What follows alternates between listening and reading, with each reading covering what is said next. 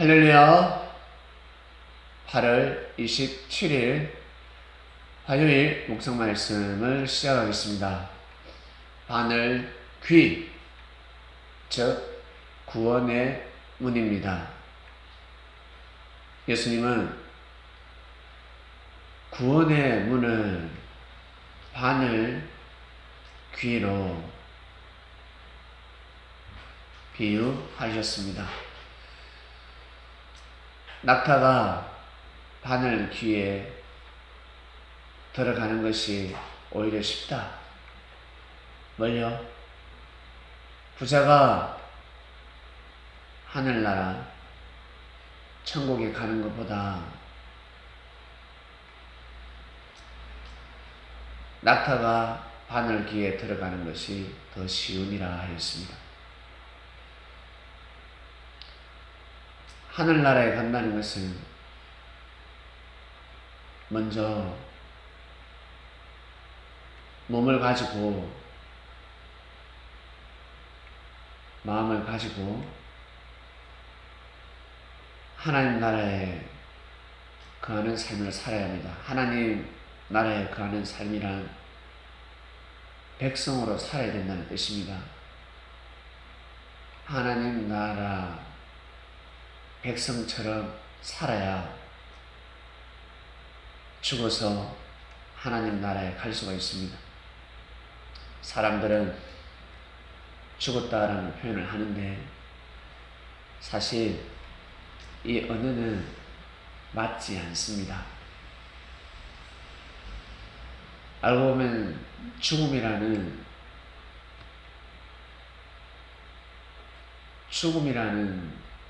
것은 없습니다. 젊음이 죽는 것이지,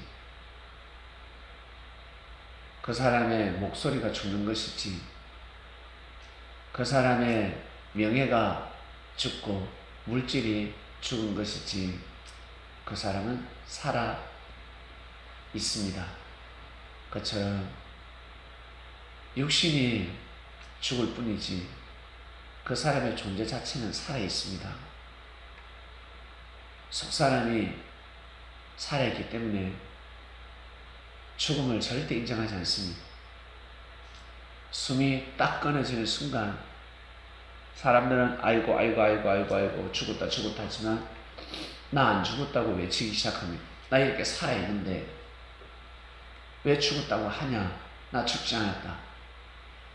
그러면서 죽지 않네? 바로 느껴버리고 깨달아버립니다. 부자 청년이 예수님한테 어떤 선한 일을 해야 영생할 수 있습니까? 여쭈었을 때 생명을 사랑하라 하셨습니다. 부모를 공경하고 형제를 사랑하고 이웃을 사랑하라. 살인하지 말라. 그리고 도둑질하지 말라. 간음하지 말라. 강도짓하지 말라. 거짓 증거해서 억울하게 만들지 말라. 그것이 바로 선한 일이다 하였습니다. 이걸 하면 하나님 나라에 간다 하였습니다. 그때 부자 청년은 저는 그렇게 하며 살아왔습니다. 아주 건방진, 아주 교만한 답을 한 것입니다. 과연 사람이 이렇게 살 수 있겠습니까? 네? 살인하지 않고, 도적질하지 않고, 거짓 증거하지 않고, 거짓말하지 않고, 부모를 공경하고, 간음하지 않고, 부모를 공경하면서 네 이웃을 네 몸과 같이 사랑하려 했는데 과연 이렇게 살아왔을까? 이게 얼마나 어려운데. 근데 쉽게 대답했습니다. 전 그렇게 살아왔습니다 라고 하셨습니다. 그때 예수님이 한 말씀 더 하셨습니다. 네 소유를 팔아서 가난한 자들을 좀 도와라. 가난한 자들에게 나눠줘라. 이 가난은 지금의 가난하고 다릅니다. 지금 가난한 자는 도울 필요가 없습니다. 안 도와줘도 삽니다. 옛날 가난하면 다 죽습니다. 지금은 가난하다고 해서 죽지 않습니다. 일만 하면 돈이 나오니까. 그러나 옛날에는 일할 때도 없었습니다. 가난하면 죽어야 합니다. 죽음을 기다려야 합니다. 그래서 가난한 자를 도우라는 뜻은 생명을 좀 살려라. 너 마음만 먹으면 많은 생명을 살릴 수 있지 않냐. 사람들이 굶어 죽어가고 있다. 사람들이 병들어 죽어가고 있다. 지금은 어때요? 병들어 죽는 사람이 있습니까? 아프면 병원에 가면 치료해줍니다. 돈이 없어도 치료해줍니다. 응급실에 실려가면 치료해줍니다. 나 너무 아프다. 돈이 없다. 길바닥에 쓰러져 있어 보세요. 하고 쓰러지면 119가 와서 싣고 가서 치료해줍니다. 응급처치 해준다는 거예요. 옛날에는 죽어야 합니다. 지금의 가난의 개념하고 옛날의 가난의 개념은 너무너무 다르죠. 그래서 생명을 살리자, 생명을 살려봐라 했습니다. 만약 이 친구가 형제를 사랑하면서 살아왔더라면 예, 알겠습니다. 그러나 너무 했습니다.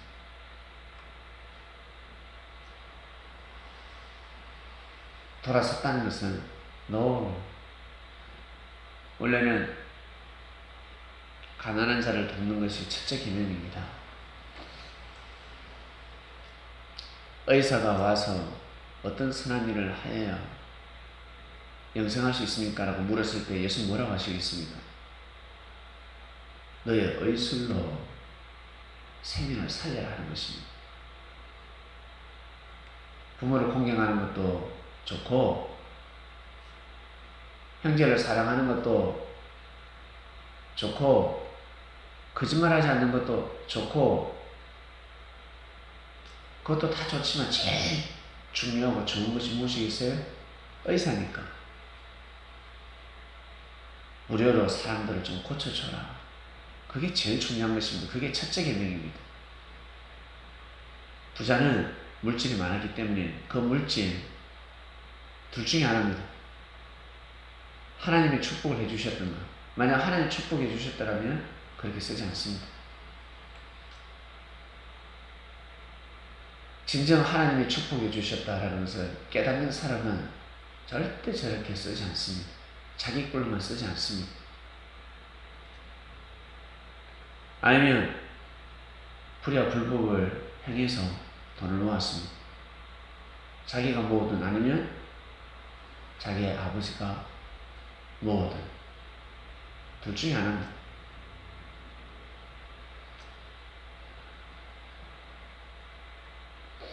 청년은 물질을 다스리지 못했습니다. 여러분 어릴 적에 물질을 다스리지 못하는 사람들이 있습니다. 어린아이부터 시작해서 먹을 것만 있으면 혼자서 먹고 나눠주지 않습니다. 크면 클수록 5살, 7살, 10살, 12살 됐음에도 불구하고 자기만 먹습니다. 다 못 먹으면서 절대 주지 않습니다. 자기 혼자 다 먹고 배가 터져라 혼자서 먹고 절대 나눠 먹지 않습니다. 그 모습을 보면 어떻습니까? 아유, 착하다 라는 말이 나오지 않습니다. 사람이 그렇게 살아간다는 것입니다.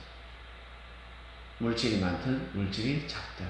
여러분, 사치가 무엇입니까? 사치. 부자가 비싼 백을 좋은 집에 좋은 차를 몰고 다닙니다. 그게 사치입니까? 사치가 아니죠. 기본적인 삶입니다. 가난한 자가 좋은 차를 몰고 좋은 옷을 입고 좋은 집에 살면 사치가 되는 것입니다. 제대로 먹지도 못하면서 쓸 돈도 없으면서 무엇을 구입하면 그게 사치가 되는 것입니다. 개념이 다르죠.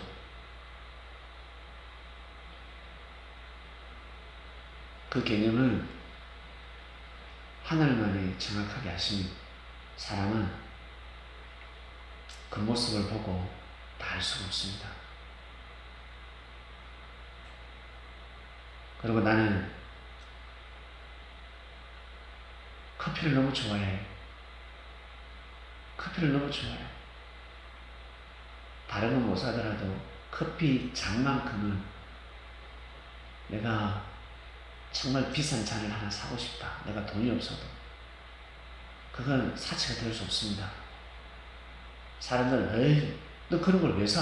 하겠지만 그것을 통해서 위로를 받고 힘을 얻고 삶의 원동력이 되기 때문입니다. 여러분 한 가지 점은 있으실 겁니다. 삶 속에 난 아무것도 없다. 그러면 뭐라고 할까? 또 그렇게 살아가는 사람도 있겠지만 대부분의 사람들 자기 취미활동할 때 그리고 가정에 가면 부모님들이 아주 아끼는 그릇들이 있습니다. 쓰지도 않습니다. 원래는 써야 하는데 너무 귀하게 여기니까 보는 걸로만 해도 만족하는 것이죠. 사치라는 개념은 사람의 생각으로서는 정의를 내릴 수 없습니다. 중요한 것은 사용해야 된다는 것입니다. 써야 한다는 것입니다. 그리고 귀한 손님이 왔을 때 내어놓아야 합니다. 사랑하는 사람이 왔을 때 내어놓아야 합니다. 귀한 그릇을 내놓는 것입니다. 귀한 방석을 내놓는 것입니다. 귀한 액세서리를 내놓고 장식을 하는 것입니다. 그럴 때 빛을 발하게 되어 있습니다. 여러분이 가지고 있는 보물이 무엇입니까? 무엇을 가지고 있습니까? 무엇이 보물이라고 생각합니까?